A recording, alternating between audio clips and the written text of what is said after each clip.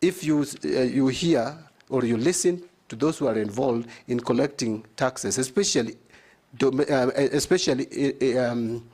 custom duties. Custom duties, we are losing a lot through smuggling, through counterfeit products, because we don't have a system. We don't have a system that is foolproof, a system that can help us manage some of these tax leakages.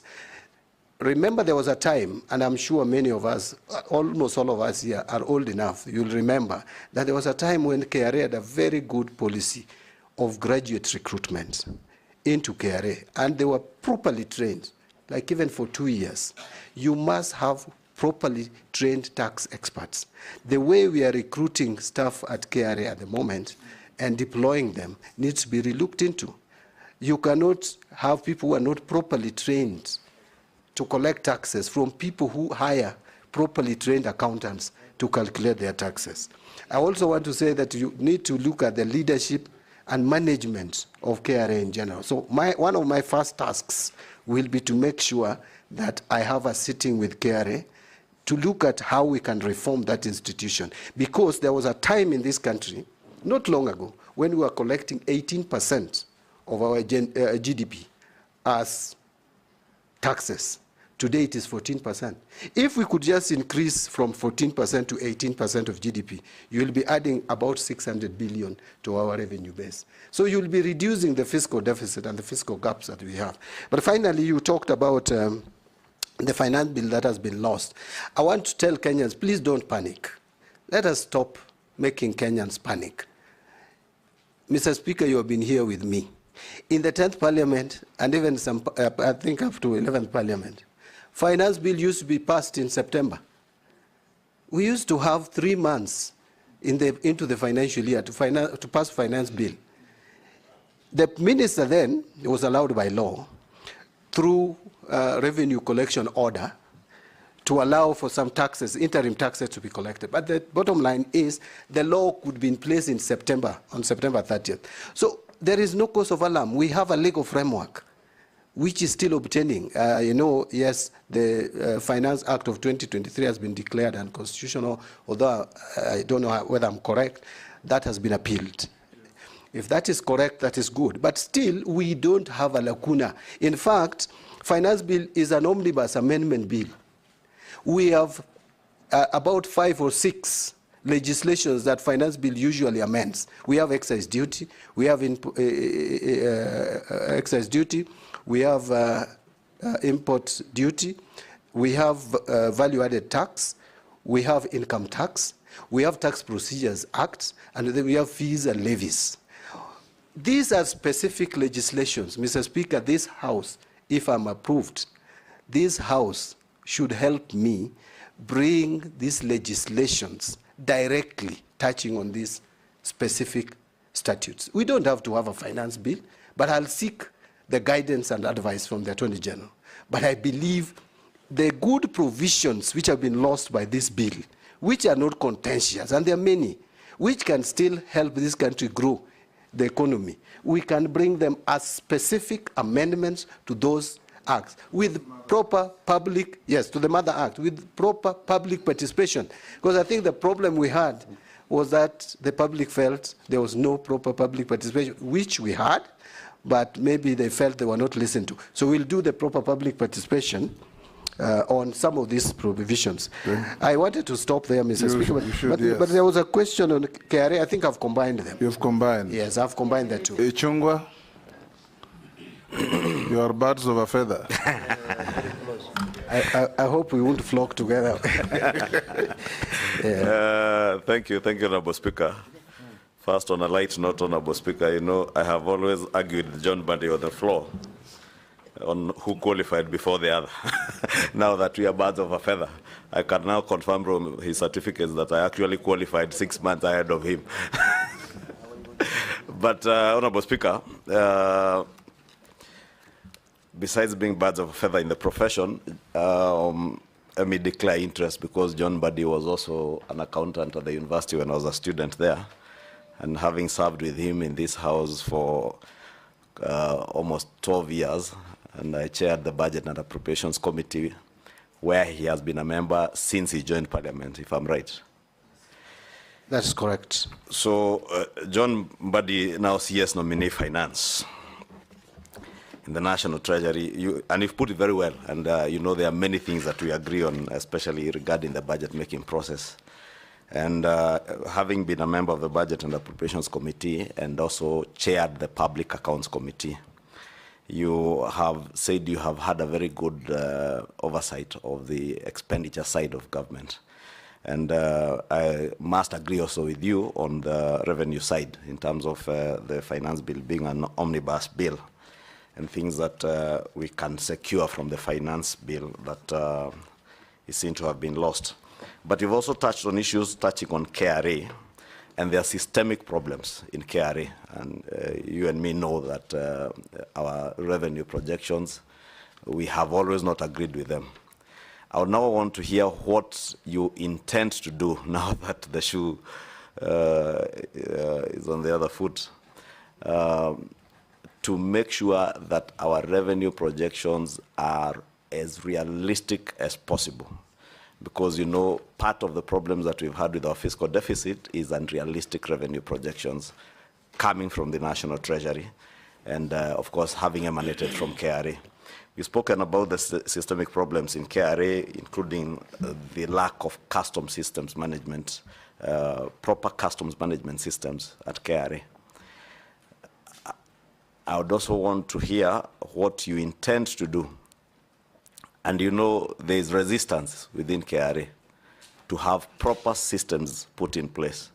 Because as you say, especially on the custom side, people are minting hundreds of millions for themselves at the expense of the nation. I want to hear specific what specific measures you intend to take at KRA to ensure first that there are proper systems. Because as you rightly said, that is what is lacking within KRA, besides the management problems that you have alluded to. I think I'll leave it at that for now. Can you manage two in a row? Junet? Thank you, Mr. Speaker. Mr. Speaker, I wanted to ask the nominee, Chairman.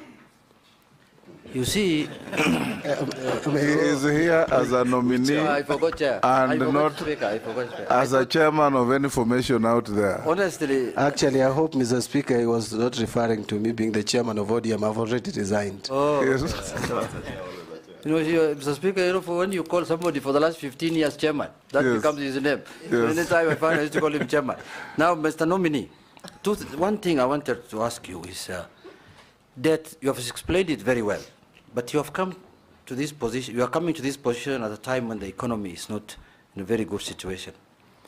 And as you are aware, 70 shillings of the 100 shillings collected is going to pay debt. And Kenyans don't even know whether we are paying real debt or fake debt. That's what they're grappling with. So how will you ascertain what kind of debt we have, whether it is a fake debt or real debt? Secondly, as you are aware, the poor in this Kenya feel that this economy is rigged against them. They don't feel they are part of this economy. What measures will you put in place to tell Kenyans, the poor ones, that you are part and parcel of this economy? Issues of pending bills, Chair. Issues of 30% of the budget. I mean, nominee. Nominee. Issues of 30%. How will you achieve 30% of our budget to go to the development expenditure? My last question is, nominee. You know very well, me and you never believed in this bottom-up economy. Now we have found ourselves here. You know what we believed in. You know your principle must guide you. How are you going to marry these different thoughts of bottom-up economy and what you believed in? You participated in manufacturing another economic manifesto. So tell me how you'll marry the two, Mr. Nominee. This bottom thing now that you're inside. Thank you. Thank you, Mr. Speaker. Mr. Speaker, let me start by addressing... Leave the laughing to the public. Just listen and... Thank you, Mr. Speaker. I think... thank you. Thank you, Mr. Speaker. Mr. Speaker, allow me to start by responding to the questions raised by the Leader of Majority, my friend Kimani Chungwa. Yes, I agree. We have complained, Mr. Speaker, previously that our budget estimates, especially on revenue side, are not realistic. In fact, I'm persuaded that we have been using revenue as a balancing figure. Revenue projection as a balancing figure. It's like what we do as a country is we look at our expenditure level, where we want to spend, how much we want to spend. Then once we get that total, then we ask ourselves how much can we raise from the loan or debt market, external and domestic. Then the remaining amount we put as revenue projection. That to me is very wrong. We must reform the economic policy department of National Treasury. Reforming does not mean you lay off staff. I want to be very clear there. Just focus our economic projections so that they are realistic, they are based on evidence of economic growth. If previously you have not been able to collect so much, why do you then pretend that you can collect so much in the subsequent year? Like, Mr. Speaker, we have collected only 2.2 trillion this year from ordinary revenue. Yet we are projecting to collect, we had projected initially before the challenges we faced with the finance bill to collect 2.9. That is a whooping 700 billion increase. That was not realistic. Right now it has come back to, or come down to 2.6. So we must be realistic in our revenue projections. But even be that as it may, we must also still enhance revenue collection by reforming KRA, because we are still under collecting.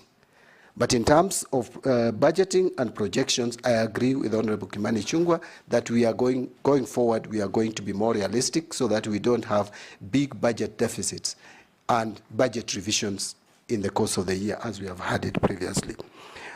In terms of how do we address the challenges of collection of taxes, custom duties, it is, and I mentioned it, the system is porous. We must make sure that we automate it and automate it properly. Sometimes we pretend to be using automation, yet we use outdated systems, systems that are just aiding the leakage of revenue instead of helping. We must carry out proper review and evaluation of KRA. I have the first meetings, I will guarantee this committee, if you approve my nomination to become the CS, National Treasury, my first meetings will be focused on how to reform KRA. Because without that, we are not going to succeed in revenue mobilization. Honorable Junet, you've raised the issue of debt, and you have asked, how do we determine real from fake debt?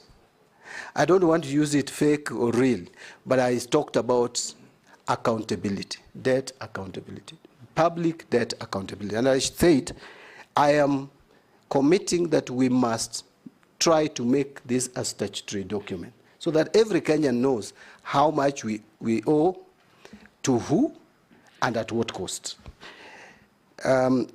The other thing that I want to talk about in debt management is we must manage our liability. We have to restructure our debts. Let me just give me 1 minute, Mr. Speaker, to say the following.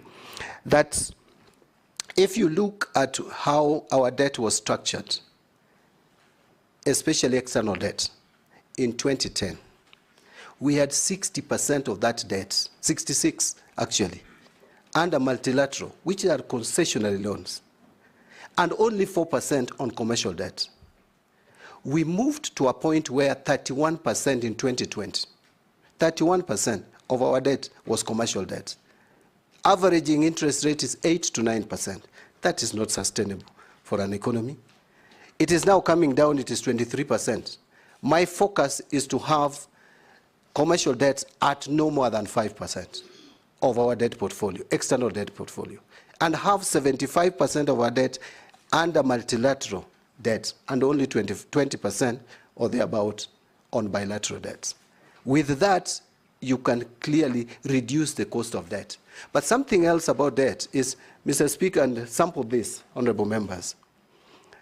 Our debt portfolio is 50-50, almost, external, domestic. Yet interest payable per year on external debt is 260 billion, on domestic debt is 700 and almost 50 billion. 3 times we are over borrowing domestically. And we have raised the interest rates of borrowing domestically. I know I'm one of the people, if you look at my wealth declaration, I have a government bond I've bought of 13 million, and I'm getting almost 16% returns. That is unsustainable. We must have a conversation, Mr. Speaker, and not to scare anyone. We must have a conversation with banks. We are not going to control interest rates. We want you to give the country hope. Yes. And you are doing so. Yeah. We are not, I'm not going to advocate for interest rates control, as in setting the rates to be charged. It had very disastrous result when we attempted that, remember, through a legislation. But banks promised us, Mr. Speaker, banks promised us that if we remove the rate caps, they would loan even more to the private sector. Presently, that is not the case. In fact, bank executives sometimes can just sit and take teas and do nothing, but still make money for shareholders by buying government bonds and government bills. We must move away from that. Actually, we have crowded out private sector. You can see the youth is up in arms. They have no jobs because the private sector is not borrowing money from the it's not lending. The private sector is not borrowing money from banks, yes, to invest, and so we can't create jobs. Yes. I know that one of the reasons why we have been raising the interest rate is to control inflation. Inflation has reasonably been controlled now at 4.6%. We must also be alive to the fact that we must balance the two. There must be a net-off effect so that we also grow our economy. Thank you. Finally, there was the issue of what do we do about the poor and the pending bills. Pending bills is a serious matter, Mr. Speaker. I think it is something that we must agree on. I know we are moving as a country to accrual basis. As an accountant, I know with the accrual basis of accounting, then we will not be talking about pending bills because there will be no cutoff. Any bill that comes will automatically move to the next financial year and pay it. But these pending bills, a lot of them are also fictitious. I know there is a committee in place, and I don't want to criticize that committee. I know it is headed by the former Auditor General, Edward Ouko. But, Mr. Speaker, I ask myself this question. The pending bills that I'm told have been submitted to that committee, or before that committee, is upwards of 663 billion claims. And there are a total of 114,000 plus of those claims. How do you have one auditor, even if you are a genius, with a few months to audit that and give you? So what I'm saying in a nutshell, Mr. Speaker, is that we need to have a system where there is nothing like pending bills verification, because it has become a way of just failing to pay bills that are owed. We must have a system. Not only that, Nominee, you remember about 8 years ago, there was a committee to verify pending bills. It became a toll station. And all the committee was doing is go to a town like Eldoret, pitch in a hotel, and people with so-called pending bills turn up with briefcases and have their pending bills approved. Exactly. You remember? Yes. Yes. And what are you going to do differently? It may happen again and again. What my proposal would be is that we may have to have a system, and it can even be through a legislation, where a legislation we have in the PFM Act that pending bills form first charge. But we should criminalize failure to pay pending bills. But above all, as CS Finance, which does not even require any policy or any legislative intervention, I will make sure that we have a system in place which locks anyone who attempts to pay a new bill and ignoring an old one. The system can lock you. you out. So that first in, first out. If a bill is supposed to be payable, let it be paid. This idea, I remember I've been an accountant at the University of Nairobi, and during our time as a speaker, what used to happen is you'd prepare checks. You know, there was cash flow problems. You'd prepare checks and put them in a drawer, many of them, a bundle. And so people come, and there was a big black book which was called check register. So the suppliers come, and checks are issued through that register. So depending on how nice you talk to the accounts department, then your check is released. Yet the one for Honorable Speaker even goes stale after 6 months. Those are things that we can cure through a system where you have an accounting system which allows payments to be made on first come, first served basis. Thank you. Finally, Honorable Junet asked me a question I didn't expect to come from him, but I expected to come.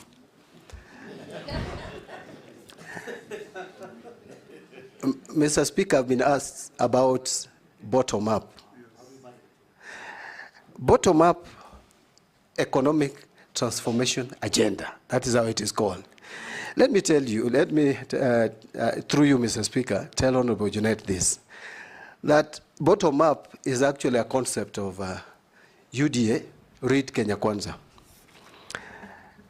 But I want to tell him that if you look at the philosophy of UDA and ODM, there is no difference. Actually, the two are social democrats. Yes. The two political parties promote social democracy. But let me leave that for that. Look at better. What is it all about? It talks about job creation.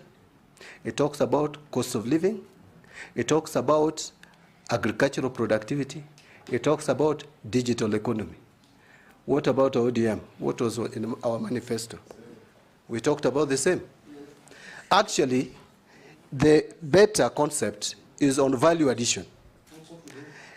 Now, ODM manifesto, which I participated in drafting, we had manufacturing emphasizing on agriculture as raw material.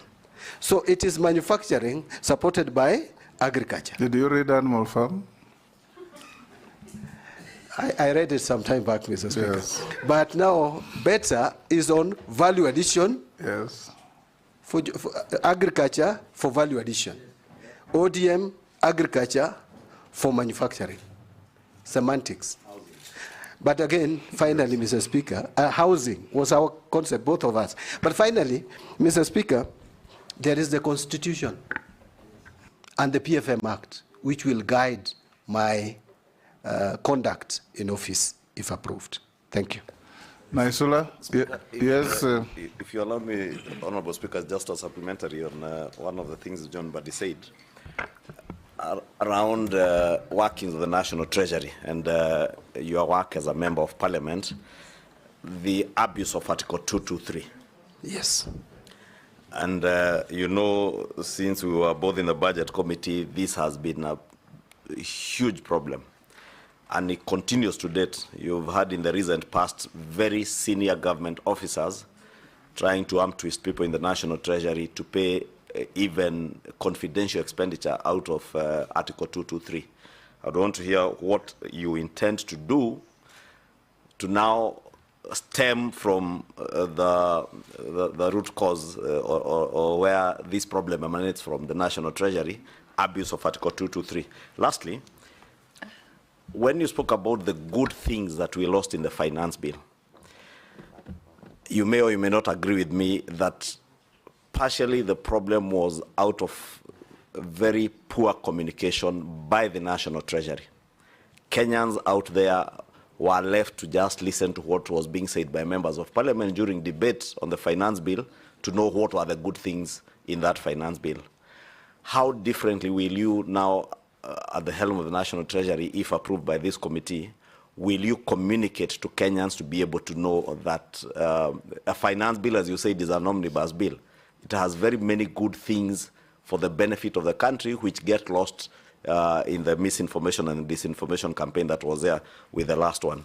So my question is, how will you shift the communication from the National Treasury And with all respect to those who were there before, there was literally no communication coming from the National Treasury. How do you intend to change that? And I agree with you on the pending bills, but also tell you that probably what we also need to do is look at the procurement. For instance, and you've been a member of parliament all these years, CDF.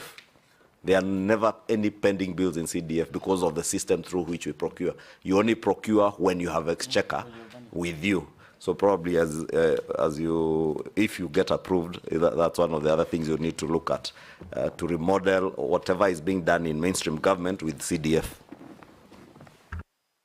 Mr. Speaker, go ahead. Okay. Thank you, Speaker.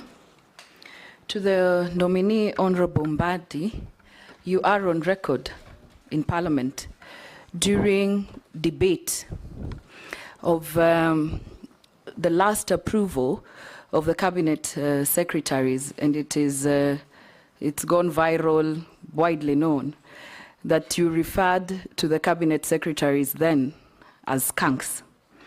Now you find yourself as one of the nominees. Are you a skunk or are you not? The second question is that we have advisors who, I'm reliably informed, sit at State House, who advise the President on matters economy. You will be seated at Treasury. I would like to know, between if this committee and the National Assembly approves you, you will have your opinion, they will have their opinion. How do you marry the two to make sure that you're talking the same?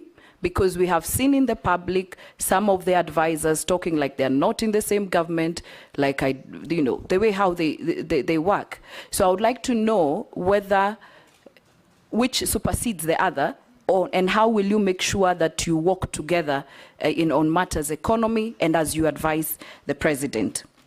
Finally, there's been allegations that in Treasury, we have people who've been there for so long, times have changed. You're seeing we are in very extraordinary times. We need to think extraordinary to get our country to where we want to be. How do we make sure once you're there, you are not held captive? Because we have seen other CSAs with very good credentials. Even you, if approved, I don't know what happens when you go there. I don't know whether it is the system, you become captives of IMF, you become captives of what is going on. What will you do differently? Because we are in very extraordinary times, Mr. Nominee. Thank you. Go ahead. Thank you. Mr. Speaker, allow me to, in response to the questions by Leader Majority, to start with the pending bills on. In fact, Mr. Speaker had a lot to say, but because of limitation of time, I left out something on the issue of pricing and general procurement and supply chain management. That is an area that we must address. It is what we would call addressing corruption. Mr. Speaker, if you are to buy omena in Kisumu and buy it in Kericho, despite even the transport cost, you are almost buying it at the same price. But in the same government building, 5th floor, 10th floor, buying the same item at different prices. We cannot continue like that as a country. We must find a system of standardizing our prices. And again, there has been talk about automation. End-to-end procurement must now be implemented. We cannot procrastinate further. Kenyans are crying for value for money. Kenyans are talking about economy in the use of our resources. That must be realized by deliberately ensuring that we automate procurement, from the budgeting to procurement, to receipt of goods, to payment. It must be end-to-end. This idea of saying we will implement it in July, now it has been moved to January. The moment I become a CS, I want to make sure that that is implemented so that there is value for money. We can save. The former president talked about us losing 2 billion shillings a day. The current president has also talked about us wastage. In fact, Mr. Speaker, you'll remember there was a time we used to talk about 10%. Now it is 30% and counting. If you listen to those who are involved in procurement, we cannot continue in that trajectory, especially now that resources are becoming more and more scarce. We must make sure that the little resources that we'll collect And that is the responsibility of CS Finance, by the way, to ensure that there is proper accountability and transparency in the use of public resources. On the issue... Mbadi, are you saying that we, apart from the IFMI system is not working? It is not end-to-end. IFMI system is, the procurement is broken. It is not end-to-end. They will tell you we have automated procurement. It's not true. So we must make sure that from budgeting all the way to payment and even use of goods, it is seamlessly integrated. We must do that. Mr. Speaker, and they have pushed that to January. They have been pushing that automation. Every time they push it, the time comes, they push it. If procurement is pushed, another date is given. So there must be a stop to that, and that stop, hopefully, will be under my leadership at the Treasury. On the issue of... if we approve you, in how many days will you achieve this? I want to work with the new set deadline of January, so that we don't pass January again. Okay. Yes. The communication, I am in total agreement. In fact, the reason why we lost the finance bill was communication. And this we must change. And by the way, one thing that I would want to talk about and maybe advise the current government, now that I'm going to sit at the highest policy decision-making body, if approved, is that we must improve on our communication. All departments, communication cannot be left to one individual called communication, Honorable Mwaura, no, government spokesman. We must have every ministry and department communicating explicitly and clearly to Kenyans. And Treasury is going to lead. I have already inquired and found that we have a state-of-the-art media center at the Treasury on 14th floor, Mr. Speaker. That must be utilized properly. But again, we must understand that the current generation would not be very comfortable with the convention of the traditional ways of communicating. We must be innovative. We must use the current system of communication. I know I'm not in Gen Z, I'm not a millennial, but we must be responsive to the way they communicate.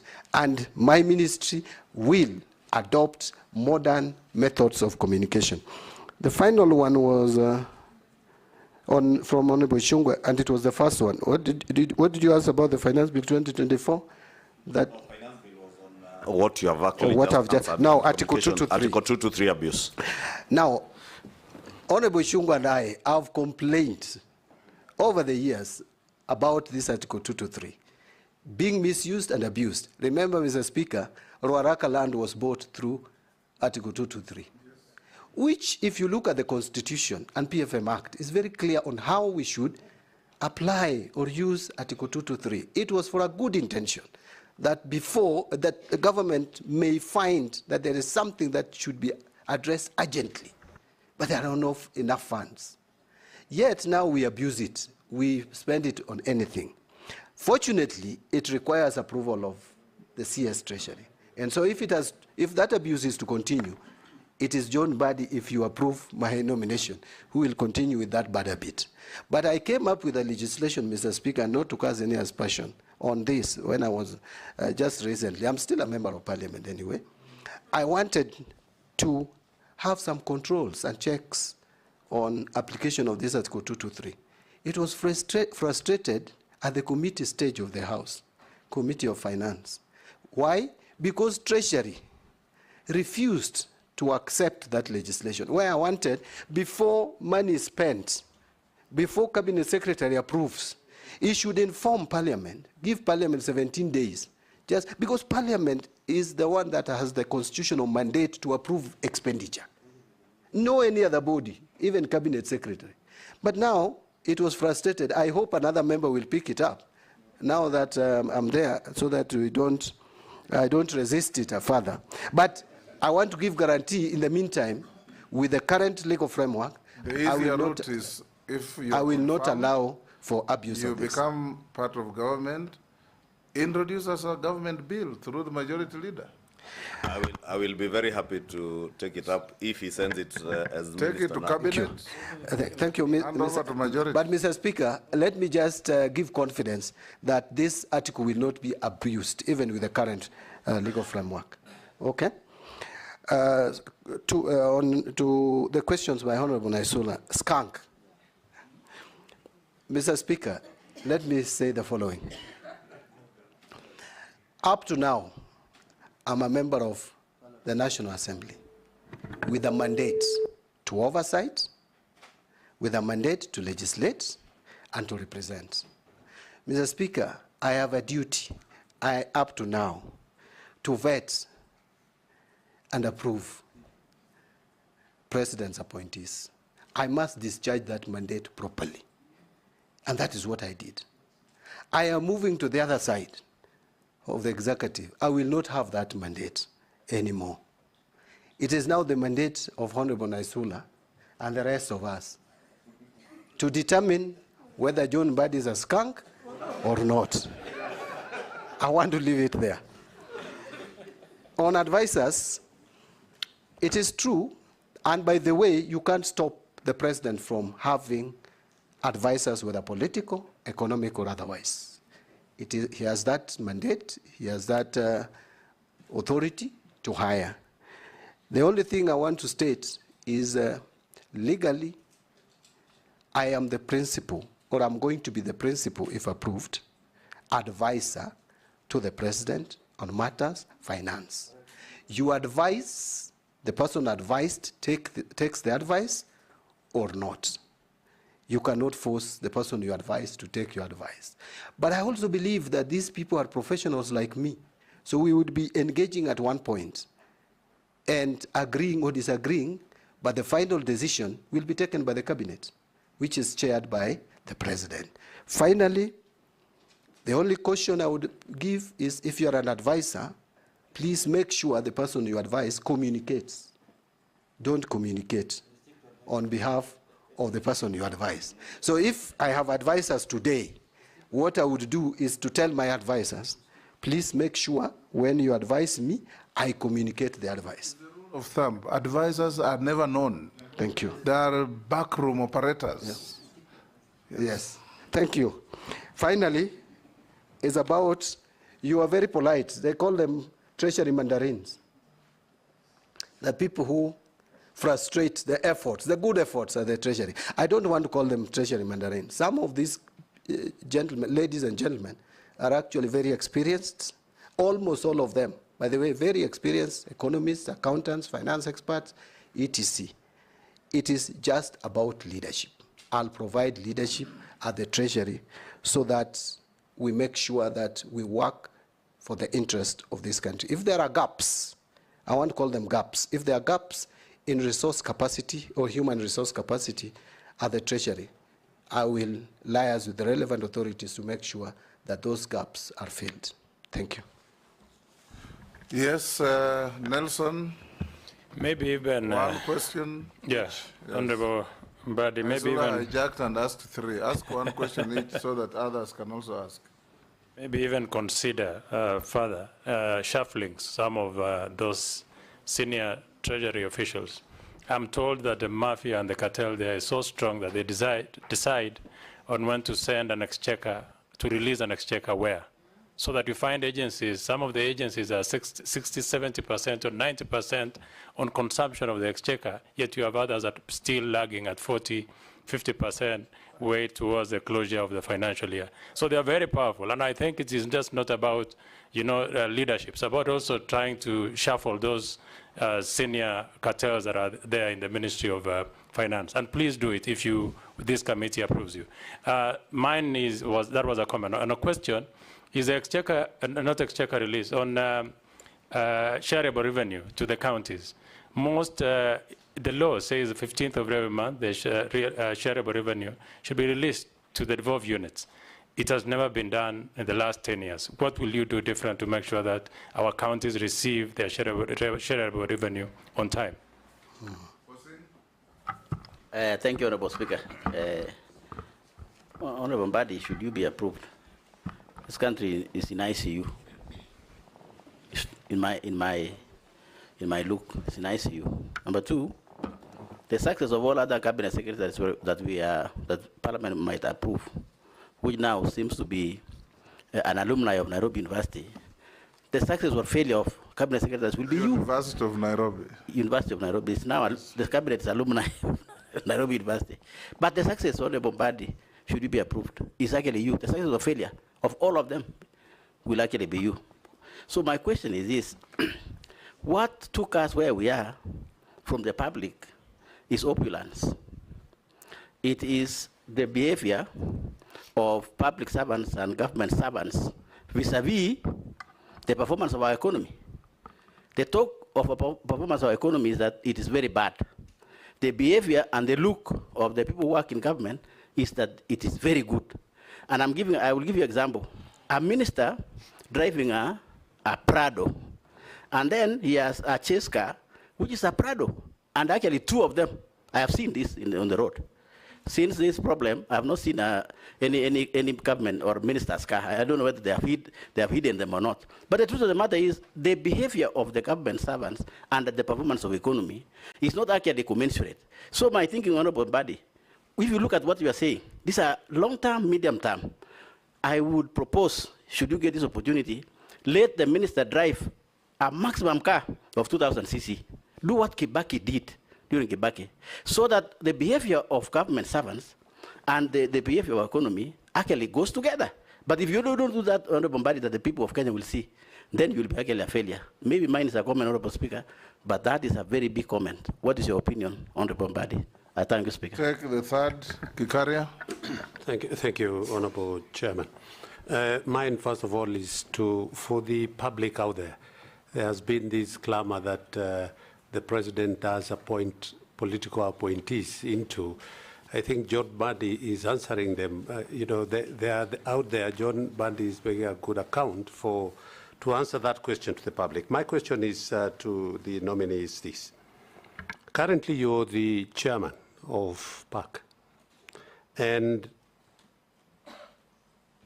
the auditing financial statement usually are 2 years or 3 years in delay. The Auditor General's report, which is a very important report for purposes of oversight, usually come late, maybe 2 or 3 years behind. What steps will you take to expedite the conclusion and consideration of the audit report in Parliament? Thank you, Honourable Chairman. John, I'm reading what the public is sending to us. Thank you. Put to you later. Go on now. Answer Nelson. Yeah, I will start from Honourable Nelson, the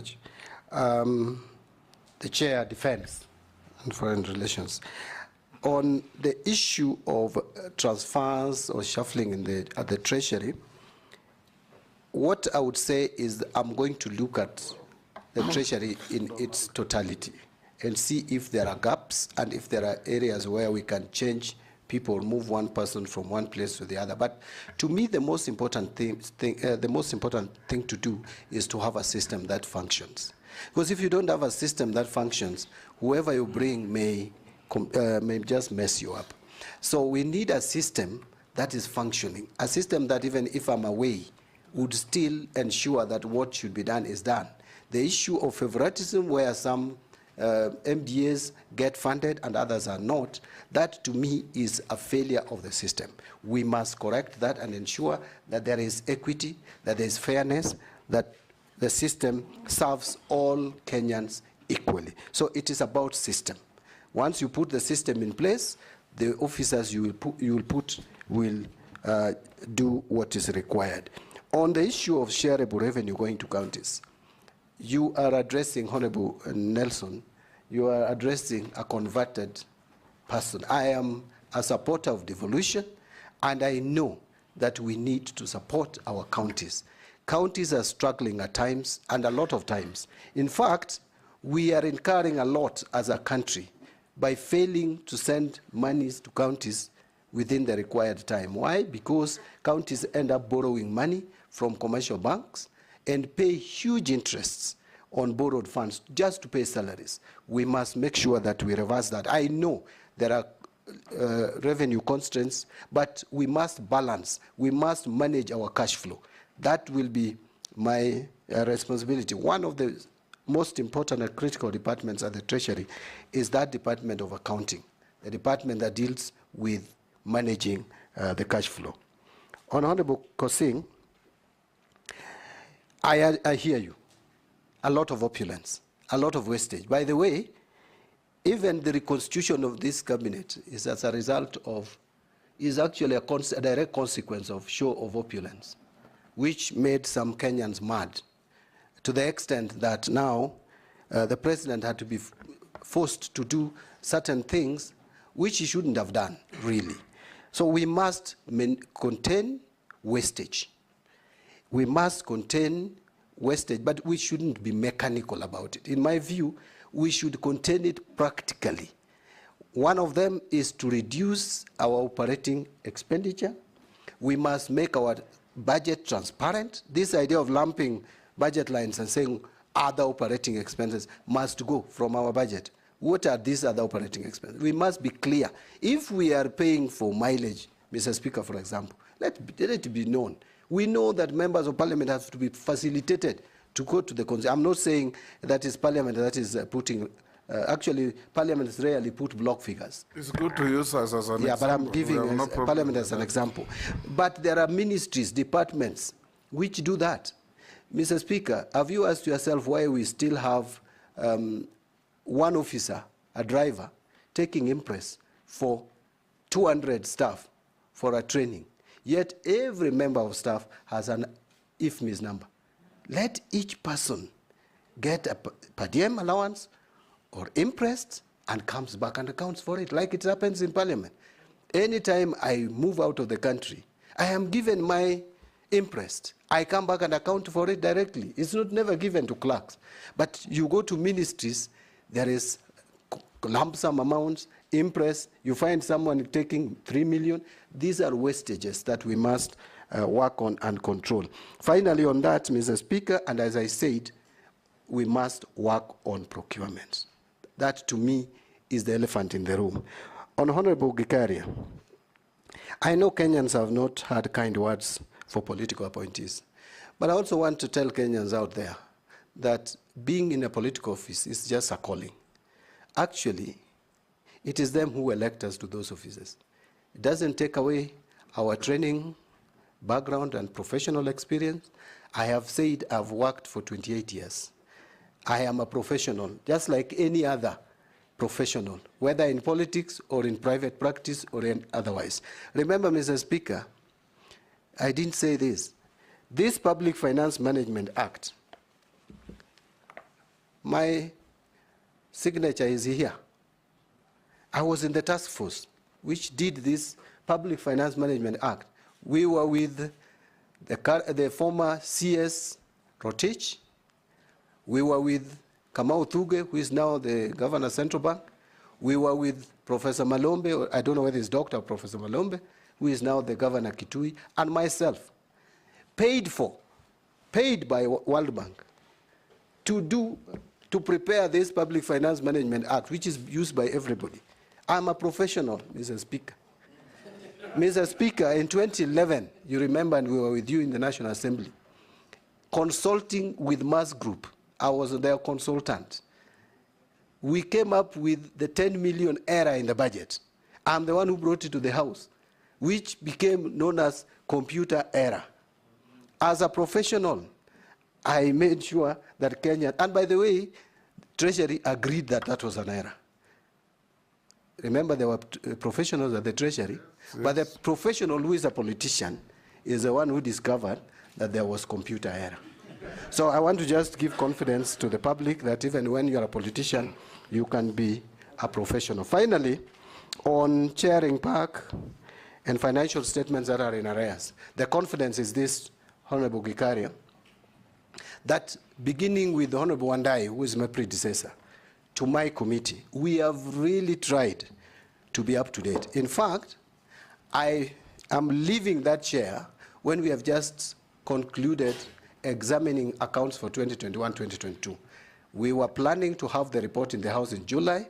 Unfortunately, because of the events that we are all aware of, that report, I'm sure, will be tabled in August. Then we'll only be remaining with 2022-2023, because 2023-2024 has not been audited. It will come next year, like February. The committee that I'm leaving in place, I am sure before the end of this fiscal year, will be done with 2022-2023 and table their report. So we'll be up to date. There should be no worry at all. The National Assembly has done a lot of justice to our audited accounts. But, Mr. Speaker, you'll allow me to mention that we need to give more resources to our Auditor General to do special audits, do forensic audit, because this financial audit that we are paying too much attention to is not going to help us really improve financial management. In my office, if you approve me, I will persuade the cabinet to give more resources. We can afford to give more resources to Auditor General to save much more, because we are losing so much. Special audits, and I've left quite a number, which I asked the Auditor General to do. If you look at those special audits on the study, 3 of them I'll mention. One is on Article 223, Mr. Speaker. It is there in Parliament, and the committee will deal with it. There's another one on fertilizer. All these issues that we were talking about are in that report. Number 3 is on Stadia. Serious mismanagement of resources or in construction of our Stadia across the country. If you look at that report, you would be very happy with the work of the Auditor General, as opposed to financial report. So we should really give more resources to the Auditor General to do special audits so that Kenya can save money, which is being wasted through corruption. Thank you, Mr. Speaker. Mary Emase, the Honorable. Thank you, Chairman. Nominee, my questions to you start from a statement you've just made to Kenyans, confirming that in the collapsed finance bill 2024-25, that indeed there were good clauses or good intentions for Kenyans. And that is why some of us who voted yes believed in incorporating the views of Kenyans through public participation, removing the bad and approving the good therein. Having said that, one of the reasons why we've been judged harshly by Kenyans, and again you've alluded to that, is the miscommunication. How we communicated the contents in the finance bill to Kenyans, which was surrounded by a lot of propaganda. Now my question to you, how best do you think that we should communicate to Kenyans? How best should we do public participation going forward? Because you are the one who is going to bring to us the next finance bill. Secondly, you've also spoken to the aspect of revenue raising, and you've said you're going to look at, have a dialogue with KRA and see how best to improve KRA. Do you believe by just restructuring or reorganizing KRA, we will be able to raise sufficient revenue to finance our budget? If not, what other revenue raising measures do you intend to bring on board, because you're the one who will be bringing to us the finance bill? Last but not least, we have interns in KRA. Some of them have been serving for the last 3 years and just getting stipends. They have not been confirmed. Yet I'm also aware that KRA is understaffed. For them to realize the objective, they need to be staffed properly. What are your thoughts? What are you going to do about it? And finally, the last one. One at a time. The last one, Honorable You've Speaker. hit 2 already. Just the last one. Again, a nominee in the supplementary estimates 1 for 24-25. We have rationalized expenditure for all sectors in pursuit of fiscal consolidation. And this is adversely affecting some of the social safety nets that are likely to affect the most vulnerable members of the society. How do you intend to turn around the economy so that you cushion Kenyans to prevent negative impact on their welfare. Thank you. Members, at least be conscious of your colleagues also queuing to ask questions. Chair, my apologies. You know, we've worked with the nominee in the budget and appropriations, and we're also in the same line. So I had a number of questions. Thank you. Divorce and due familiarity with the nominee, and interview them in the manner we have been interviewing others. Dawood. Thank you, Mr. Speaker. One question. Thank you, Mr. Speaker. The nominee, Honorable Mbadi, the division of revenue for the county governments was reduced because of the failure of the 2024-2025 finance bill falling. And now, subsequently, the finance bill 2023 has been declared unconstitutional. Do you, in your opinion, think that again you will ask for the division of revenue from 380 billion going to the counties, going down again? Secondly, is the tax policy, being an accountant of long standing, you know, there has to be, tax has to be simple and not be changing each and every other day. You have to give businesses time to recover, because it, I mean, if you change tax policy every other year, how do people plan on what they are going to do? Because that is the other issue. You talked about pending bills as well. You said they should not be paid, or you will have a system. What kind of system are you talking about? You're saying they will not be paid, or you will pay them, but in what manner will you pay them? Thank you. Murugara as well. Thank you, Mr. Speaker. Nominee, the Honorable John Mbadi. To the eyes of Kenyans, you are actually the treasurer of the country. You are the one who is going to be responsible for everything that we treasure, especially our money. The first limb is, would you be able to take a stand and keep that stand firm? Will your yes be a yes and your no be a no? And if so, Kenyans know very well that the reason why we are where we are grossly is because of pilferage of public resources. And everybody knows what the Auditor General, whom you propose to be funded, has been reporting year in, year out. But not one, not two have been taken to court or any form of action taken where it is glaring that public resources are actually being wasted. If this committee affirms you to be the CS Treasury, can you tell Kenyans whether you would actually stand with them to have all thieves, corrupt people, everybody who has pilfered, being brought to book to take responsibility for that crime? Now answer those, Honorable Mbadi. Thank you, Mr. Speaker. Through you to address the questions raised by Honorable Massey. Honorable Massey, I can't overemphasize the value of communication, and I would repeat again that one of the weaknesses of the Finance Bill 2024 is that it was not explained properly. And remember, there was this tax on motor vehicle. No one could explain why it was necessary. The people, some of the people or speakers the government sent or Treasury sent to explain it even made a mess of the explanation by saying that this is to increase or enlarge the tax base. Yet almost every one of us who owns vehicles, we pay taxes in one way or the other. So communication is key. Public participation, I think National Assembly, Senate, we need to come up with a clear legislation on public participation.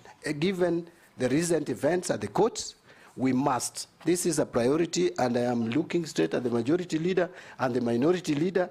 Then the Speaker, Mr. Speaker, kindly help the government get a legislation in place if the government has not prepared one already. AG is working on one. The AG is working on one, I hear. That is very good.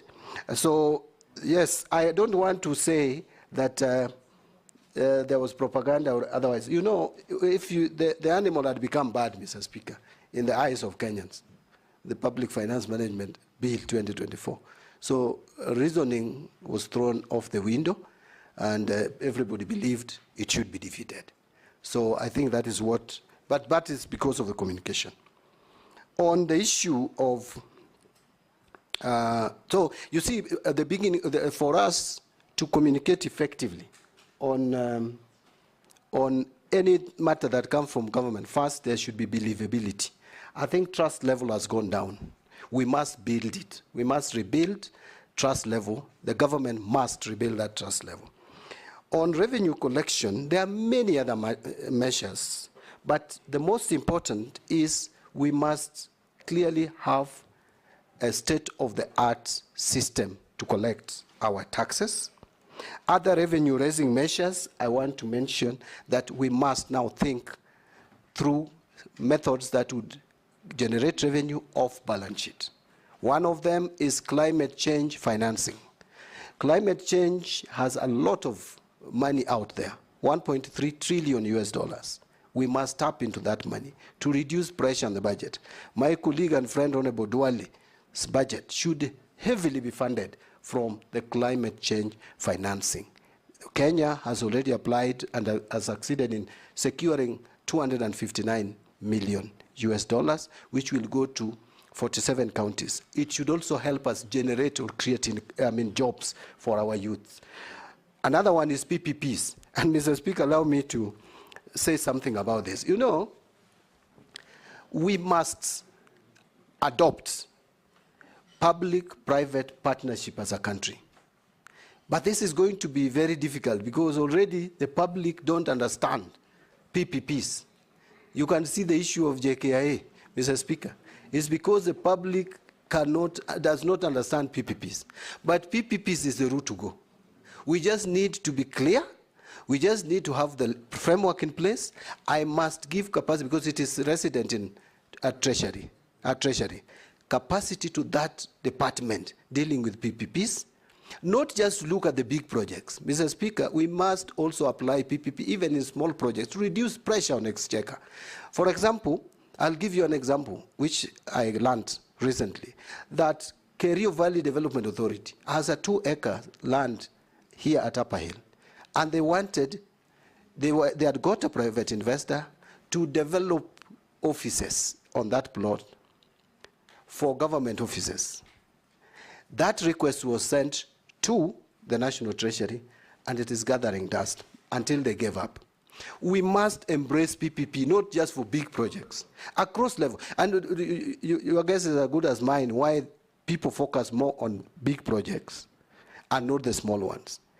Road sector, in terms of even maintenance of the roads, in terms of even developing new ones, but we must clearly do evaluation and see if they can work. There is the energy sector, even agriculture, irrigation, we can do PPPs, even the communication, all sectors of the economy, so that we reduce pressure from the exchequer. On staff at KRA, I think I dealt with this before, that we need to look at the staffing staffing of KRA and give them capacity and fill in the gaps. If there are people who have been serving on contracts for a very long time, it's not even, that is not even permissible in terms of human resource management. There is a period through which you can work as a temporary staff. On supplementary one, how do we turn around the economy? This one, I have a lot to say, but I don't want to say so much that I have, because it may take the whole day. Let me just, in 1 minute, summarize. Why is it that our economy grows at 5.6% but is not felt?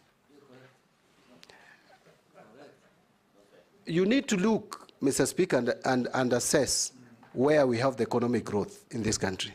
It's mostly agriculture and social and services sector. Agriculture is known not to be very good in raising revenue for the economy. Not very good in raising revenue, world over. Why? Because it's largely informal. Now, we must treat agriculture not as an end in itself. We must invest in agriculture, but with a different mindset. We invest in agriculture to support manufacturing, because manufacturing creates more jobs, manufacturing grows economy much more. Vision 2030, our intention was by 2030, we hit a minimum of 10% GDP. We must do that by working on manufacturing. I want to leave it at that. On Honorable Daewoo's question, division of revenue, my view is we shouldn't cut any further the monies that we allocate to counties. Otherwise, we will kill devolution. This was a masterstroke with this constitution. We must, and we owe it to future generations to protect devolution at whatever cost. And that is why in the PFM Act, the moment we approve money to counties, you cannot reduce money that goes to counties, even if there's a shortfall in revenue collection. That was meant to protect the counties. One of the functions given to Treasury is to protect the county governments. And I would not fail in my constitutional obligation to protect the counties. Taxation, I cannot agree with you more. Our tax laws are sometimes too complicated, making it very hard for taxpayers. In fact, it is causing taxpayer apathy. One of the principles of taxation is simplicity, fairness, equity. Our tax system is not simple. In fact, I just forgot to carry. I wanted to read to this committee, Mr. Speaker, a provision in the, do I call it defeated or withdrawn finance bill of 2024. Clause 12, calculating minimum tax, top-up tax. You need to be a very smart accountant to calculate that. Lot of formula, different jargons. You cannot have such kind of legislations and expect to collect revenue. So we need to simplify our tax laws and tax system. If there are, I'm going to work around and check the tax laws that are complicated, that are causing us to lose money. Because when taxpayers realize that it is very difficult and complicated and costly to comply, they will not comply. So we must lower the cost of compliance to taxation. Pending bills, will I pay or not? It is not even me to pay. Authentic bills must be paid. Bills that can be confirmed. And my comment is we must put a stop. Going forward, there should be no discussion anymore on pending bills. Let us deal with the historical bills and pay them. But going forward, let us not allow MDAs to accumulate more pending bills. And by the way, you will remember, I have a constitutional mandate. Actually, it is in the statutes. If a accounting officer fails to do what should be done, we can withdraw that power from accounting officer. And that power is with the Cabinet Secretary for Finance.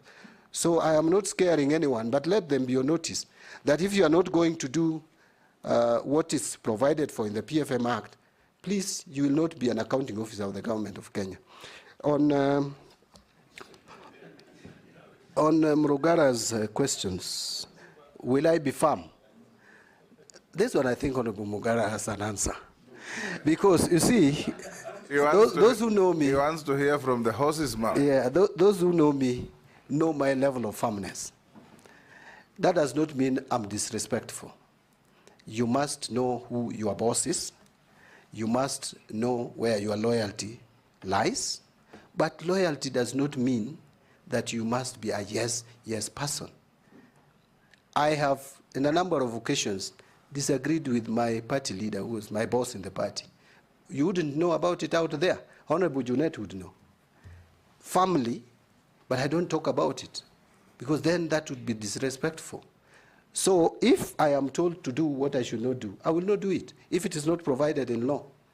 Because my duty number one is to protect, safeguard the Constitution.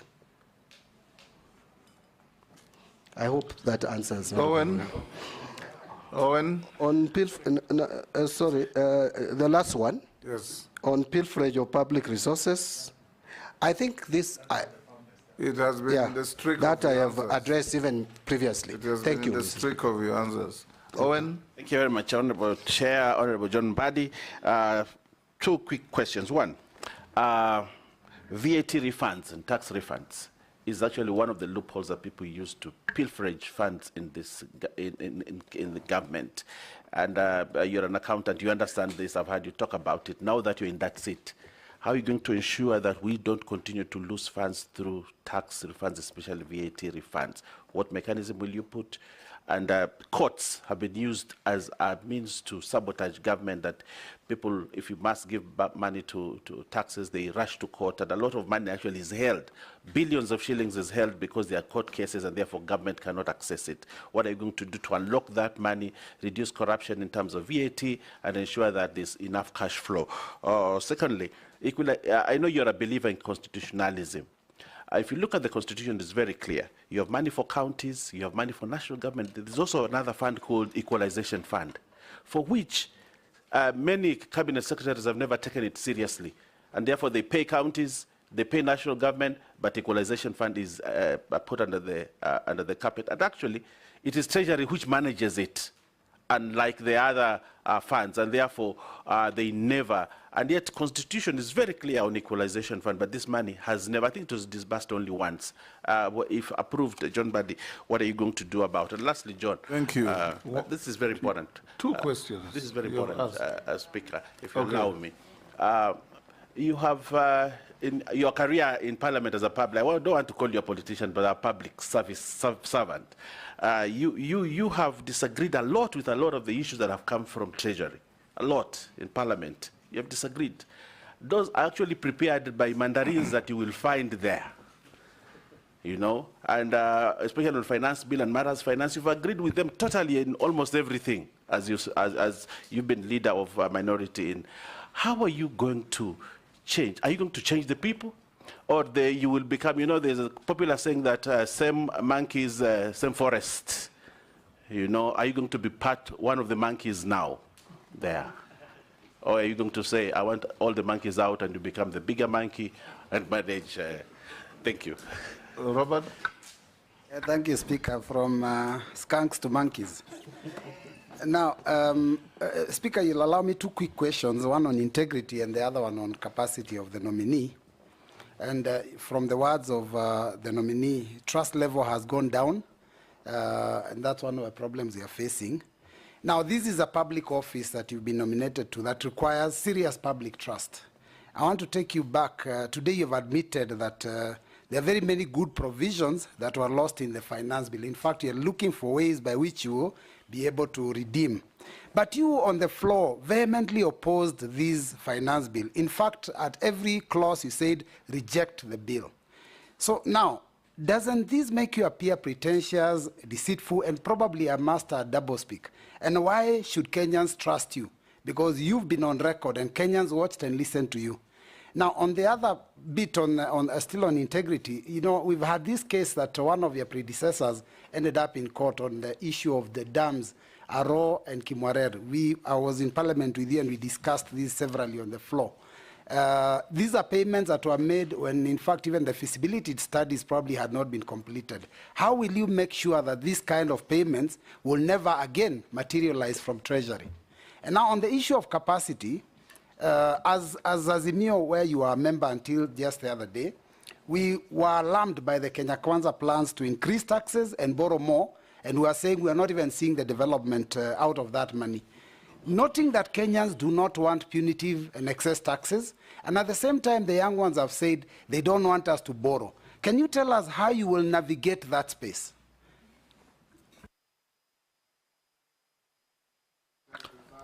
Thank you, Mr. Speaker, and thank you, nominee, Honorable Mbadi.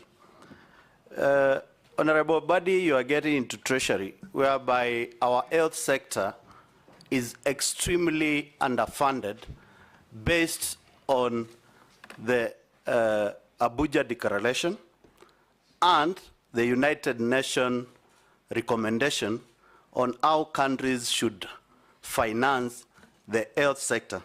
In Kenya, the health sector highly depends on donors, and the donor basket is shrinking, and United Nations is requesting countries to increase domestic financing. The challenge comes whereby the resources within the country are also shrinking.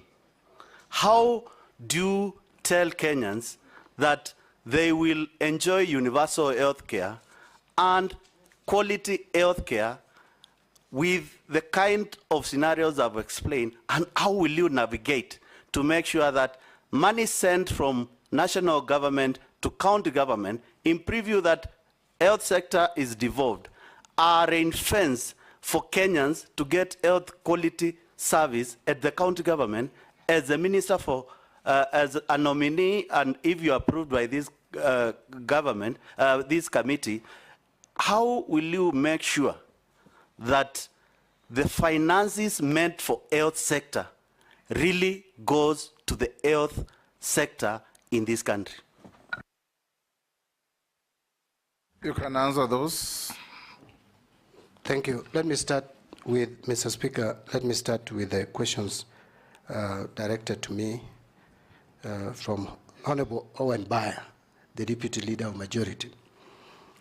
On VAT refunds, Mr. Speaker, we have the tax, this is what we call the tax expenditure. It is costing us quite a bit, in fact, almost $500 million every year to refund taxes, a lot of which are fictitious. It means there is a problem with the system, and that system must be corrected. But again, I think we need to, as a tax expert, and Mr. Speaker, I think I'm one of the people who can explain clearly the difference between zero rating and exempt commodities in this country. But I don't want to bore you with those explanations. I just want to mention that I think we need to have a conversation whether those items which we need to subsidize through VAT so that we don't expose Kenyans to untold sufferings as a result of high cost of living, we may think of most of them go to exempt categories, so that we avoid the zero rating of commodities which result in tax refunds. Because tax refunds is largely, especially on VAT, as a result of zero rated commodities. Yes, the prices will slightly increase because zero rated commodities become cheaper in the long run if it is properly administered. And I want to be very careful there, because the zero rated commodity, sometimes the benefit is not passed to the consumers. So we need to emphasize and have almost every item that we want to still subsidize under VAT under exempt commodity. Then you will eliminate the issue of tax expenditure in that line. The other issue is also on the advanced taxes that we pay. We must have a system that captures these advanced taxes properly, so that when finally the taxpayer files returns, they don't claim tax refunds which they don't merit. Then we will minimize the issue of tax expenditure.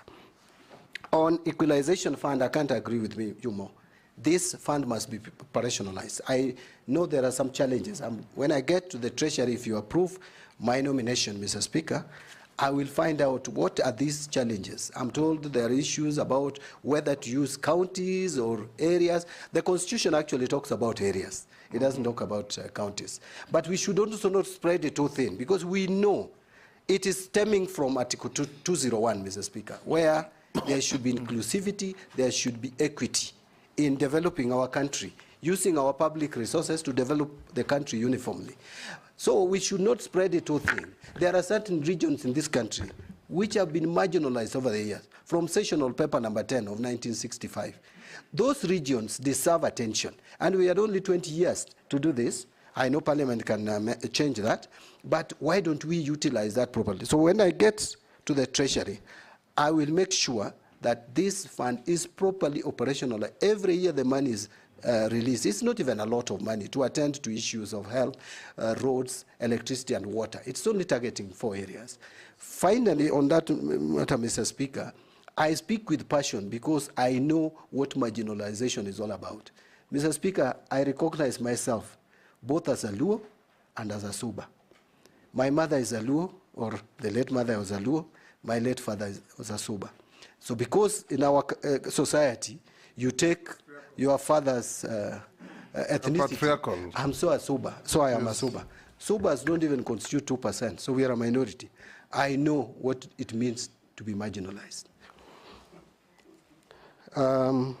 I have been disagreeing with the National Treasury. No, I have not actually been disagreeing. I've actually You've been holding just a different opinion. Yeah, a different opinion. And by the way, now those opinions, we will have difference of opinion, Mr. Speaker, at the source. So it doesn't have to come to Parliament. Those opinions, the differences will now be at the source. And they will be harmonized there. And they will be harmonized, and I will finally, Mr. Speaker, take the same to the cabinet. I'm the one who will be defending these tax measures, or whatever it is, whether budget estimates, or it is BPS. I'm the one who will now be presenting them to the cabinet. I must present something that I'm convinced, I understand, and I agree with. But that does not mean that only my ideas will have to be taken. No, you must accept also to be advised. These people have wealth of knowledge. Some of them know probably even more than I do in matters economics. So I will listen to them, but I'll take the responsibility. Honorable Mbui is now not trusting me. But, Mr. Speaker, you know Honorable Mbui was actually my deputy for 5 years. And he knows that I can be trusted. On the rejection of the bill, Mr. Speaker, we understand the circumstances. Actually, we were responding to Kenyans. And I was actually, Honorable Junet is helping me by telling me the whip was applied. I am a very faithful and loyal member of it. By the way, I have been a member of the Economic Council of Azimio, advising the leader of Azimio on economic matters. And I was convinced that even though there were some good provisions in the bill, which I mentioned when I was contributing on the floor of the House, you gave me 5 minutes as a speaker. And I said there are some good ones, but the bad ones now have made the good ones look bad. You know, and so the public made a referendum. There was a referendum, an official referendum by the public on this bill. Mr. Speaker, if you looked at the social space, everybody was saying reject. And since I am representing people, not stones, not animals, I had to listen to the people and do what they wanted, Mr. Speaker, by rejecting the bill. So there is no inconsistency. My trust the level is still where it was on the Mbui. And by the way, I don't think I'm not a member of Azimio. I am, only that I'm not an official of Azimio. I mean, I'm not holding any political office. I'm still a member of ODM, by the way. On Arao and Kemwarer, that, I must say, contracts in this country, Mr. Speaker, and my stint as the chair of Public Accounts Committee has taught me something, that the contracts that we sign, especially financial contracts, are lopsided. They are helping the lenders more than they help the country. Why on earth would you start paying interest on money that you have not received? I don't understand it. I don't get it. And this is why I'm saying when I get to the Treasury, if you approve my appointment, my nomination, I will have to get the opinion of the Attorney General. Because you find a lot of money, Mr. Speaker. It will come in the report of Public Accounts Committee. We pay so much money on undrawn funds because it is provided in the contracts. And so those issues around Aurora and Kimwarera and such like equivalent projects, Honorable Mbui, have confidence, will not happen during my tenure. Finally, on Honorable Mbui, how would we navigate the lack of funds? We know there's lack of sufficient exchequer in this country, and that's why we have to divest and move to other areas which are off balance sheet, as I've mentioned before. But more importantly, our project management system. We have 437, Mr. Speaker, that is the latest data that I have, of stalled projects. This is where we have invested money, but they have become white elephants. We must value these stalled projects and see those ones which we can pick up, take them up and complete them. Those which you can treat as sunk cost, then discontinue them. But Mr. Speaker, there should be coordination between national and county governments. You find a huge government project, national government project, which was developed even from 10 years ago, in a county, lying there, Yet a county government is constructing another state-of-the-art a block of offices. Why can't we have a system where national government can surrender to county government some of these bills so that they can complete and use them? On Honorable Mule, Mr. Speaker, I'm trying to move fast. I hope I'm doing justice to all the questions. Honorable Mule, I know there could be underfunding. There is underfunding of the health sector. But I think health sector, we must look at it in totality. Before we even calculate how much we spend, we must find out how much national government is spending and how much county governments in total, 47 of them, because we have one country with 48 governments, which should be interdependent. So when calculating how much we spend on health, we should take it in totality and make sure that any money that is supposed to be devolved for health is devolved for health. We should not keep money at the national level here, implementing things on projects which should have actually been implemented by the counties, and have a coordination on how this is done. It may not be my exclusive, it may not be exclusive duty of this office that I'm supposed to get to. We have the Senate to oversight this. We have county assemblies, and we have and we have control of budget. We must work collectively. So that would address the issue of ring-fencing the money. We must allocate more resources to that department. Finally, Mr. Speaker, all this would only bear fruits if all agencies work together, including the the EACC and other DCI and other agencies which help us in fighting wastage of public resources. Good. Russell. Honorable Dida Russell. Thank you very much, Honorable Speaker. Honorable John Mbadi, I think my entry is about the Treasury. Reform in Treasury is really important. As it were, Treasury is being manned by, I think, 2 or 3 tribes. Kenya has 42 different communities. All of them should be represented where the national cake is being shared. Having said that, my question is on financial inequalities in this country, where most of the rural constituencies, communities, or areas are actually totally marginalized, and they are not part of the mainstream economy. My question is, if the House will give you the job, what are some of the initiatives you are likely to undertake so that places like Suba, Moyale, Mandera, Lamu are part of the mainstream economy of this country? Finally, is on what we call funds. People are keeping money in their homes because you are told, don't bank more than 1 million shillings a day. These are prescriptions, we are told, from the World Bank, the IMF, and the money is not in circulation in Kenya.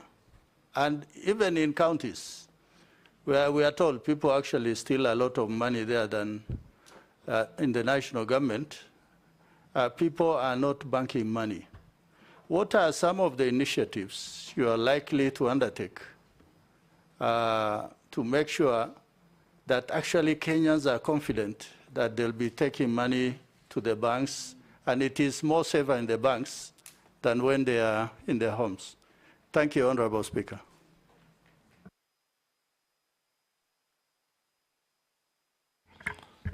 Abdi Sharia. Thank you, Mr. Speaker. Mheshimiwa John Mbadi. And for me, there's a team called the pensioners. You can imagine they've been working for maybe over 40 years, doing a lot of good work, contributing to nation building. But unfortunately, when they retire, and expecting now the nation to repay them back and so that they can enjoy their retirement in peace, they end up following their pension payments sometimes for years. What are your plans to ensure long-term sustainability of pension schemes and the timely payment of pensions to the beneficiaries, considering the growing fiscal pressures? I thank you, Honourable Speaker.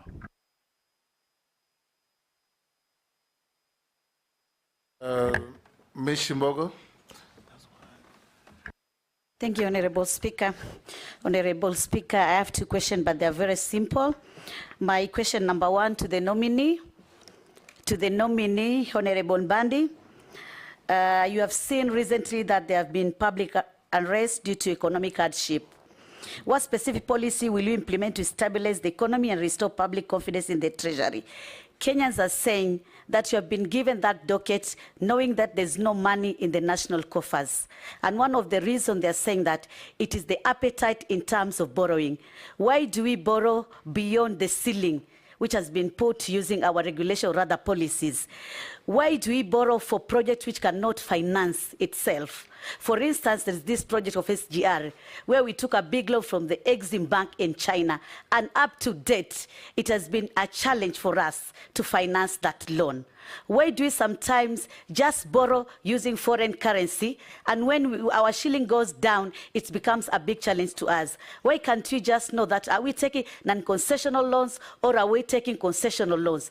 And why are we taking conditional loans which are not favorable to our country? My second question, it is on economic inequalities, which remains very high in this country, with significant disparity between urban and rural areas. And that is why we had the narrative of hustlers versus royal, or rather versus bourgeoisie.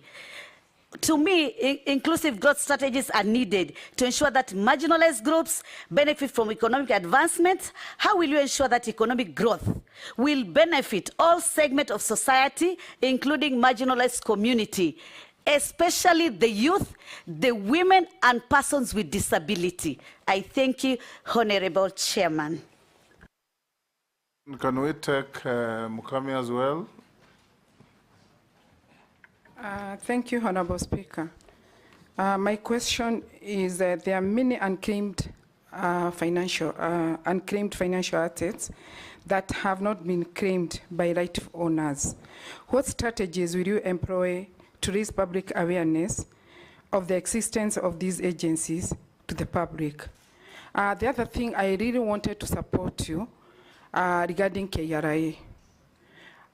There were very good system in KRA when they were recruiting the university graduates.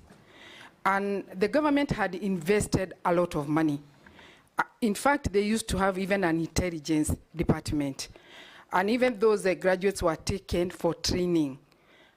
Later on, I don't know what happened because all those graduates were fired. So what I would like to ask you, if you happen to get this chance, are you going to instate those people? Because they are trained, they know what they are supposed to do, instead of recruiting other.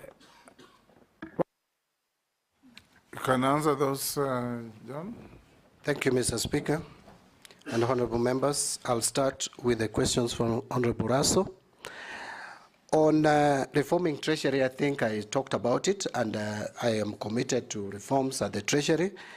About 2 or 3 tribes manning the Treasury. Well, as a matter of fact, there has been discussion around this, and we are Kenyans. And if there are people who get positions just by virtue of being from specific communities, that should not be the case, and that should end. But the context within which the question was asked was that then it also skews sharing of revenue. Yeah, but sharing of revenue is not done at the Treasury. It's done in Parliament, isn't it? That's correct, Mr. Speaker. Yes. Yeah, so, but... where everybody is represented. Yeah, but I think also on the issue of inclusivity, we need to be inclusive in all government ministries. Let's not just look at Treasury as alone. Yes. And by the way, Mr. Speaker, there was a talk that I'm most likely going to be the first cabinet secretary from my community. So that in itself, both, Mr. Speaker. I can't remember any other Luo who has ever been in that ministry. The only closest we came to is twice, when Tom Mboya was the Minister for Economic Planning, and when Anyang' Nyong'o was also Minister for Economic Planning. And yeah, and yeah, thrice. But National Treasury, no. But then that shows there's inclusivity, in my view. But yes, all ministries, there must be inclusivity. And in budgeting, Parliament does budgeting, and we are all represented in National Assembly. So there shouldn't be that discrimination. On financial inequality, I cannot agree with Honorable Raso more. We must find a system, and I'm going to ensure that is done, of equitable development of this country with the little resources that we have. Mr. Speaker, you've come to my constituency. Since independence, I will tell you, we have hardly. Now, in fact, the first time we saw a black surface in my constituency in terms of tarmac road was in 2017, when we had a small stretch, and then the work stopped. It's about 4 kilometers. What would you say if you go to North Hor? No, and I'm just giving you the example of my constituency. Yes. And I know it's worse even in other places. Yes. Where even having a Maram road that is usable is a challenge. So we must apply the resources of this country equitably. And that was the sense of devolution, but we must also make sure that the national government funds, which is still holding about 85%, is actually applied equitably. On the issue of keeping money at homes, we must strike a balance here, Honorable Raso.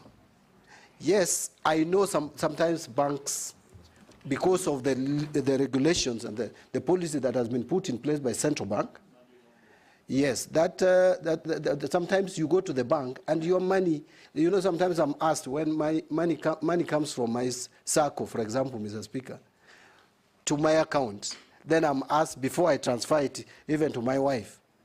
I'm told I must explain the source. And yet they could easily see this is from Parliament, this is from... So sometimes it can be discomforting. But we must balance that with international requirements, best practice. We are not operating in isolation, Mr. Speaker.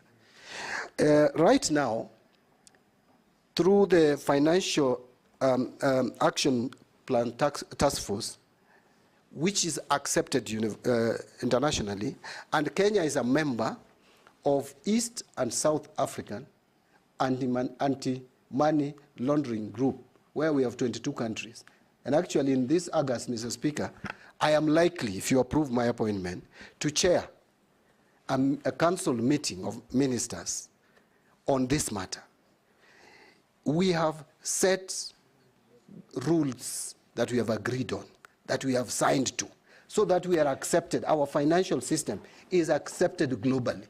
If we fail to comply to some of what we have signed for, Honorable Raso, we stand at the risk of being blacklisted from the international market, and that has attendant consequences, which we would not want to get. Nominee, you know, the issue yes.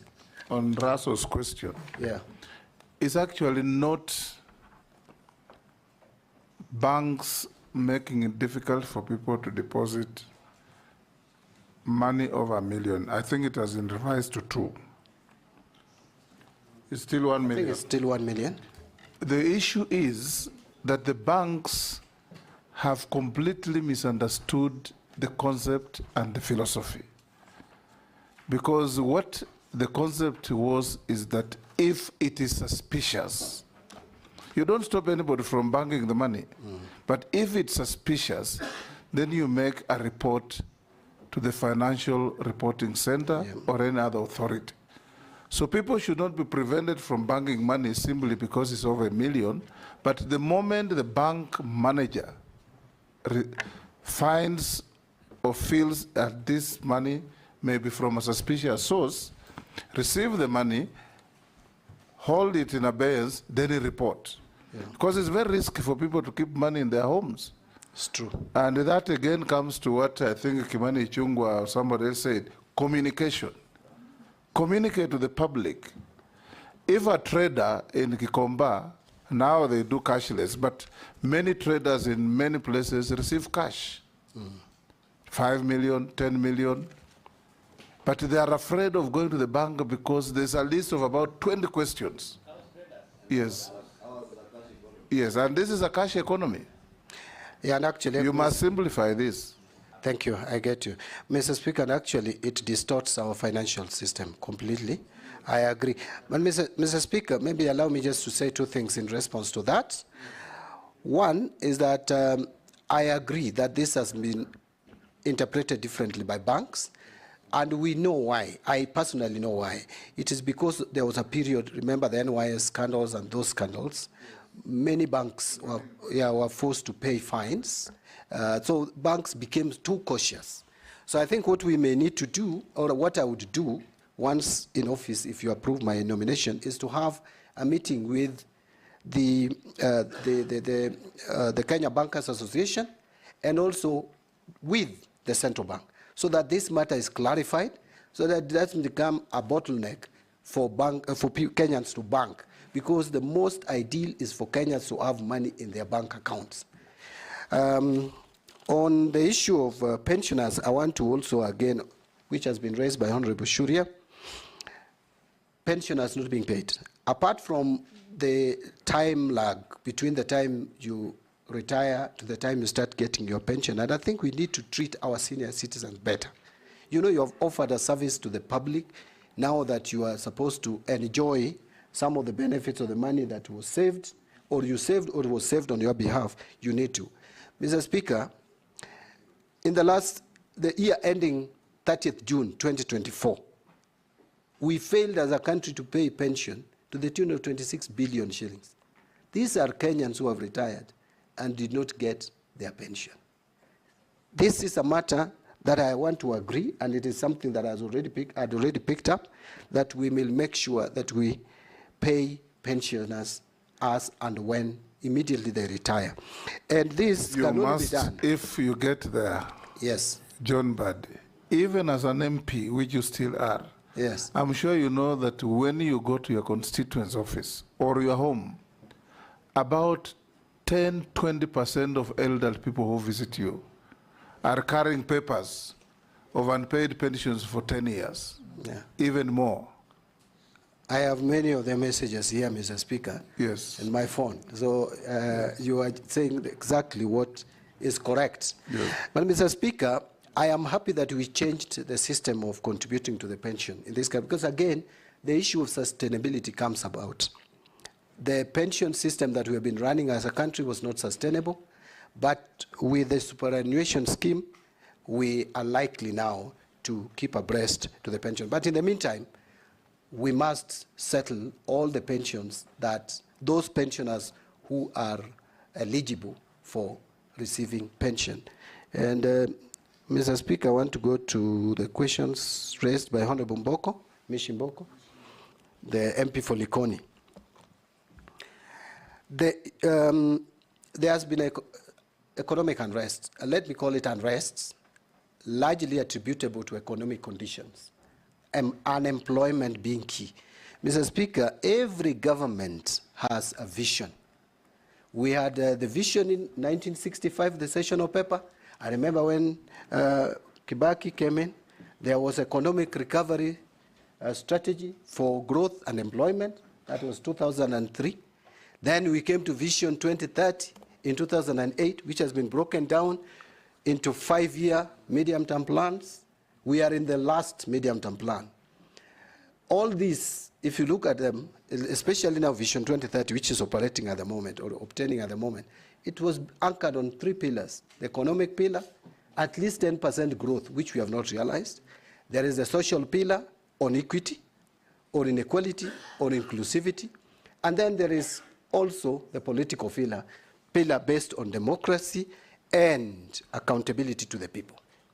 If we follow this vision and model our philosophy to actualize that, then we will address the problem of unemployment, which is the single most important challenge that we have as a country today. In 2019, our population census was at 46 million. 47 million plus. Out of that, Mr. Speaker, 35 million was people or Kenyans below 35 years, 75%. And this is a generation we have educated through free primary education and subsidized secondary education from 2003. Very ready for the market, no employment. That is why I was saying we need to shift our attention from using agriculture, which is the main driver of our economy, as an end in itself, to providing raw material for manufacturing so that we can create more job opportunities. With that, then we will be able to address this economic unrest, if I may borrow your word, Honorable Ms. Shimboko. And again, on economic inequalities, we need to, I am already thinking that World Bank is funding, although it is a loan, but very concessional loans, the social safety nets. We need not to put too much pressure on our expenditure. To free that money for other development activities, we get the World Bank to fund some of these safety net measures to remove inequalities that we have, even as we invest more money to the rural areas. Remember, both parties, let me repeat it again, the Kenya Kwanza has this belief on value addition, but also ODM and Azimio had a belief in investing in rural economy through making sure that we have even markets in rural areas, that we open up rural areas for development. If you do that, you will minimize and reduce inequality and create more jobs. Honorable Mukami asked about unclaimed assets. I must admit that personally I have not engaged a lot with this Unclaimed Assets Authority, but if there are reforms that are needed to ensure that it lives to its mandate, statutory mandate, I will make sure that that is done, that the reforms are carried out, and capacity is built into that authority, so that Kenyans who are still there and can get what is left behind by their loved ones, get them their dues. They should trace those who should benefit from some of these unclaimed assets. But I think what you should, if you get there, that is, improve is how to manage those unclaimed assets. Yeah. Take, for example, a person dies intestate, unmarried, but has relatives. You had a bank account to which you are the sole operator. You've left money there.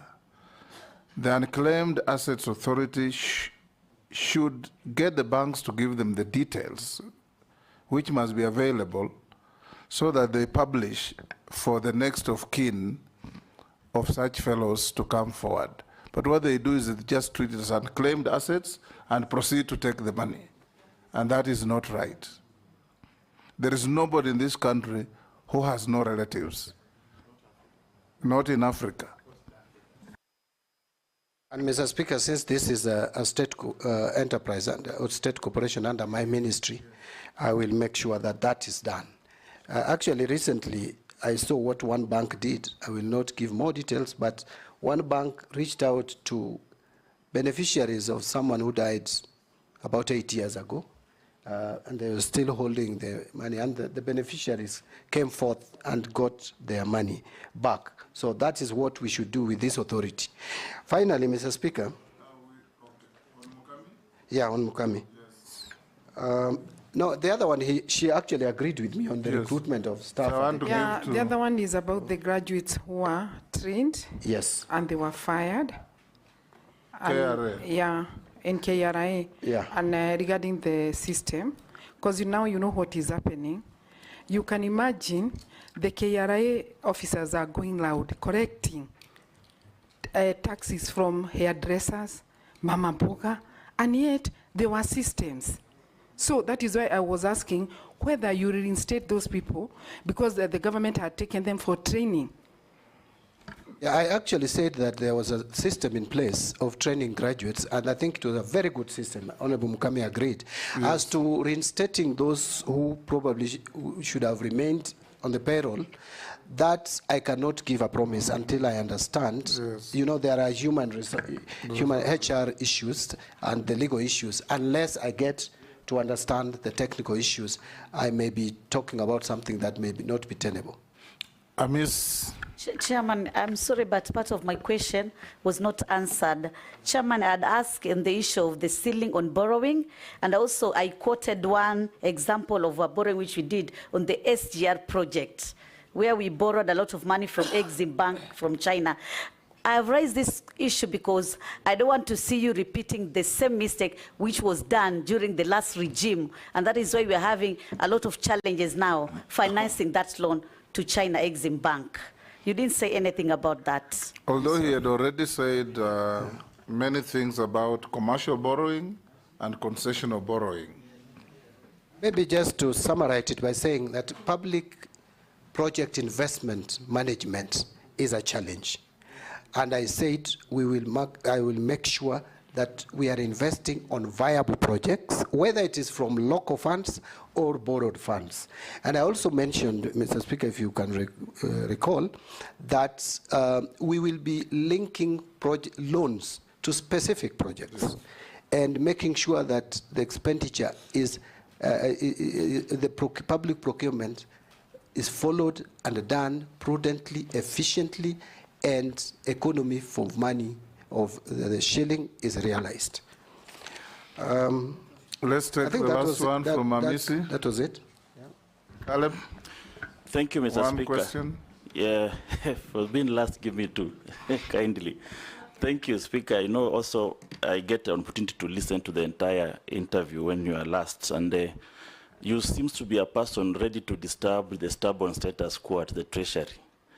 But you know, the former president of US, I think it's Harry Truman, once said that he actually had a plate like this one at his desk and written there, the buck stops here. So you might consider having such a plate on your desk and you write there, the buck stops here. Because, Mr. Speaker, the reason why you are in this job is actually from the reject the finance bill. So you are going to be at the center of budgeting and the financing for that budget. One of the ways of raising, we've said the revenue from the loans, borrow either domestically, externally, or grants. There is the aspect of domestic borrowing from the diaspora. I've studied 3 countries, Tajikistan, Nicaragua, and Philippines, and even India. They have one of the highest diaspora remittance. And in fact, for Philippines, almost 35% of their GDP is from diaspora remittance. 26%. 26. Yes. Some countries are as high as 30. I've studied them. In fact, I'll give you a report. You also study.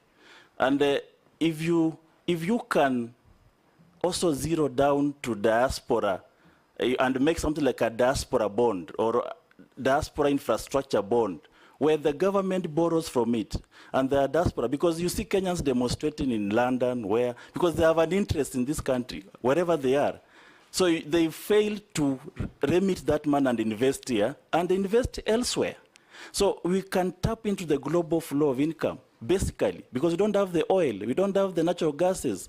So how do we maximize? That's something that I want you to really explain to me. And the last one, Speaker, at the aftermath of the World War, 700 delegates met in Mount Washington in Britain, New Hampshire, and they developed an international system. And that's where now the International Bank of Reconstruction and Development came in. The IMF came in. The purpose was for reconstruction for the World Bank. On this other hand, the IMF, the purpose was to stabilize currencies of various countries, stabilization, and to balance of payment. But this system has saturated our domestic policies. They have saturated our physical and monetary policies. So much so that a minister sitting at Treasury has World Bank in his head. He knows that in absence of this, I rush to World Bank. It's no longer a port of last call. It's now a port of first call. How do we dislink our development path from the continuous dependence on the Bruton with institutions that were there to reconstruct Europe and Japan after the World War II. Nominee, answer those quickly. We are running out of time. Thank you, Mr. Speaker. Go ahead. Do I proceed? Thank you, Mr. Speaker. Mr. Speaker, Honorable Caleb Amitsi, the MP for Saboti, has actually noticed that I'm going to, and very ready to disturb the stubborn status quo at the Treasury. You could not be more right. Mr. Speaker, I am sure that His Excellency the President did not appoint me just to continue with the business as usual at the Treasury, because then there would be no need to make changes. You'd have just continued with the person who was there. So I have an assignment to do. I will discuss with His Excellency the President on how to help reform the Treasury and to do it properly, and together with the Cabinet. On domestic borrowing and diaspora, I had a lot on how we can borrow more funds, whether green bonds, blue bond, and floating diaspora bond. It's only that the time limitation, I could not mention all of them. But I want to agree with Honorable Caleb Amisi that that is an area that we can tap on. And even look at ways of reducing transaction costs for diaspora remittances, because that's one of the reasons that you hear them complain a lot about. On IMF, by the way, I want to be very clear on IMF. IMF will never invite themselves to a country. We do invite them and agree with them on a program. There was a period we were not under IMF, but because of challenges occasioned largely by COVID-19 and the drought in the region, and also the global disturbance of the supply chain and all that, we then went back to IMF in 2020, 2021. But I have looked at what are these conditionalities? You know, sometimes we may blame IMF for nothing. We have agreed with them on a program, Mr. Speaker, that for us to tap onto that loan, what we must do, in fact, is one key thing: revenue mobilization. So we just need to agree on how we can convince IMF for the period that we are going to be under their program, which I don't think should be long. We must move to a system where we divorce ourselves from IMF and start depending on ourselves as we were before. But that we can only do by allowing, by doing what can be done in the interest of the country. They want us to maintain a deficit of no more than 4.4%. That's what we have agreed on currently. But we are moving towards, and we must move towards a budget deficit in the region of 2.5 to 3%. I know government has talked about 3.1. We can sustain a budget financing gap of 3%. With that, you will not need IMF intervention. And Mr. Speaker, I said, I want to end with that if we increase, we take back, don't even go to the ambitious 25% that we have set to ourselves of tax revenue to GDP. If we can take it back to 18%, we will be adding to this, to our exchequer, not less than 600 billion. And I think it is achievable. I believe it will be done. Thank you, Nominee. A quick run in a few issues thrown at us by the public. Some you have already spoken to. Are you aware that interest rates on loans are all-time high? What will you do to save Kenyans from exploitation by banks? Does Mbadi believe in single portal for tax revenue collection? How do you plan to position internal audit department to deal with zero-fault audit? Confirm or deny allegations of corruption at the University of Nairobi? I don't know whether when you are there or now, they're not saying. What are you going to do on unpaid refund from KRA for insurance agents? How will you expand tax base on how will you reduce tax evasion and increase compliance? Prioritize payment to UHC and JSS staff. Will you do that when you get in? How will you deal with late capitation to schools, whether you will make public contracts like SGR with public with Kenyans, because Kenyans have been asking for that, just as you have said that you will make public debt public. Housing levy, will you tell Kenyans where this fund is domiciled? Is it in consolidated fund or is it in treasury bonds? Those are from the public. There is also, how will you promote the informal sector in Kenya? For instance, would you propose that all government offices procure locally manufactured furniture? Do you think that certain parts of the